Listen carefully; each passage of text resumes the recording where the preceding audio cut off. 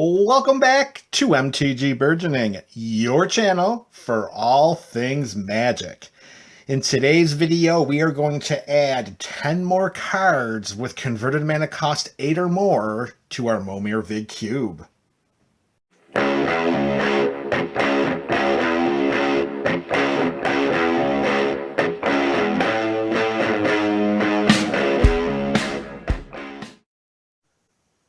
What's up, MTG BC? That is the MTG Burgeoning community. Here we are again with another installment of our Momir Vig Cube series. If you are unfamiliar with this series or you just need a refresher, you can look in the description below and click on MTG Burgeoning's introduction to Momir Vig.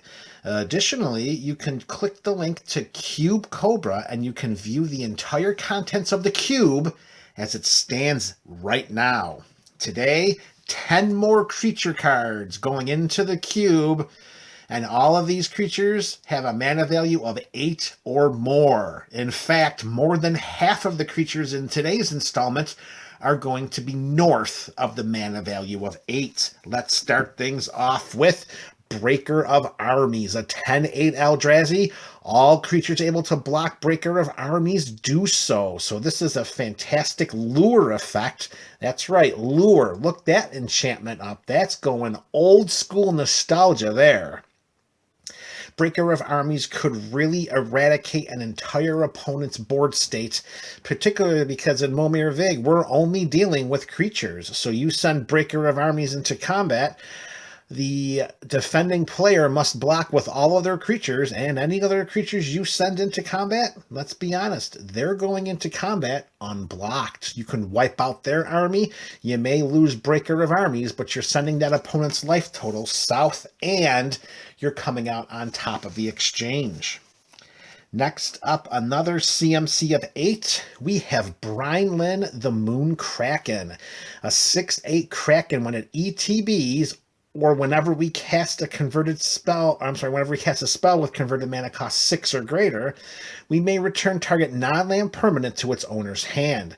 This is Momir Vig, so each creature that we summon from the Momir Vig Cube is a token copy of that creature, meaning that once a token leaves the battlefield, it ceases to exist. So for the purposes of this format, Brynlin reads whenever it ETBs, or whenever you summon a creature spell from the Momir Vig Cube with a CMC 6 or greater, you may exile target non-land permanent, which means creature go bye-bye.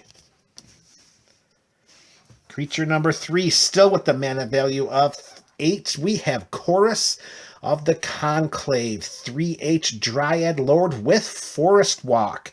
So if your opponents have any forests in play, Chorus of the Conclave is going to walk all over them. Granted, the power is only 3, but it is a beefy, robust toughness of 8. As an additional cost to play creature spells, you may pay an additional amount of mana, and if you do, that creature comes into play with that many additional +1/+1 counters on it. So how this will work in the Momir Vig Cube is you channel your mana into your Momir Vig Visionary Avatar. Let's say you're going to send 6 mana in.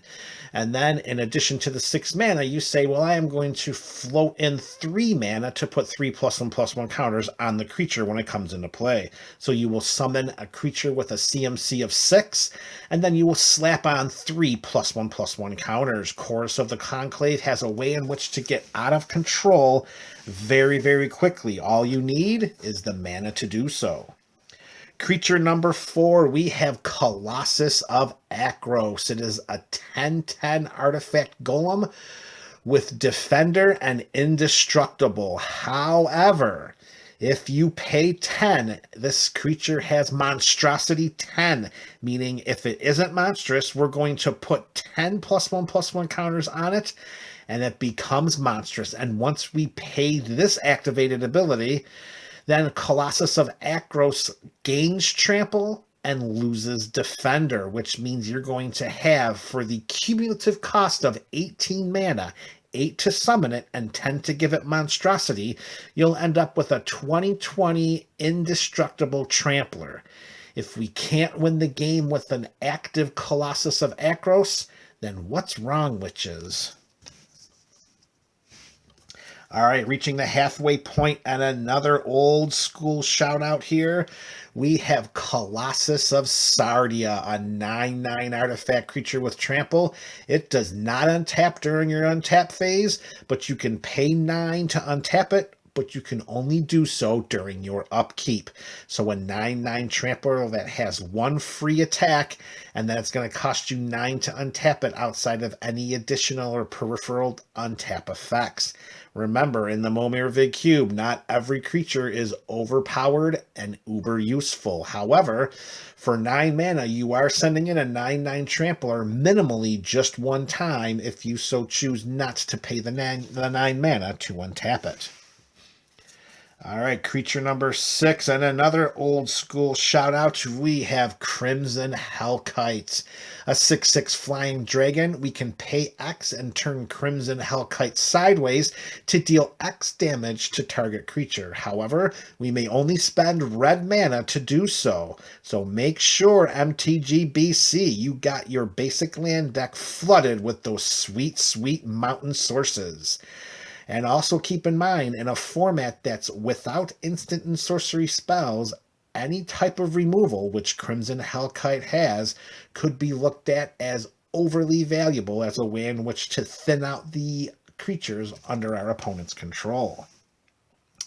That is the 2nd consecutive creature spell of 9, and now we're jumping up to 11, and this time it is Darksteel Colossus. 11/11 trample and indestructible. We ignore the shuffle effect because when a token leaves the battlefield, it ceases to exist. However, when you channel in 8 mana into your Momir Vig Visionary Avatar, it is possible to summon to the battlefield a Darksteel Colossus, and when you do, you've got an 11/11 trampling indestructible monster. Next up, and another creature spell greater than 8, we have Decimator of the Provinces. It's a 7/7 Eldrazi boar. We ignore the emerge mechanic because all creatures are summoned randomly from the Momir Vig Cube. When we cast Decimator of the Provinces, creatures we control get +2/+2 and gain trample until end of turn. It itself has trample and haste. In a format where combat reigns supreme, Decimator of the Provinces could be looked at as a potential win condition. Remember, for the purposes of this variant, we constructed the format guidelines to cap the mana spent per creature spell at 8. If you throw 8 mana into your Momir Vig Visionary Avatar, you have a 1 in 3 chance of summoning a creature with a CMC greater than 8. Decimator of the Provinces is one of those creatures.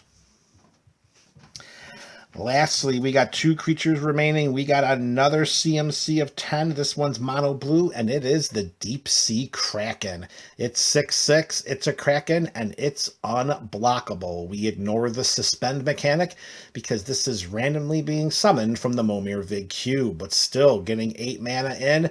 You get a 6/6 unblockable creature in a format where each player starts with 24 life.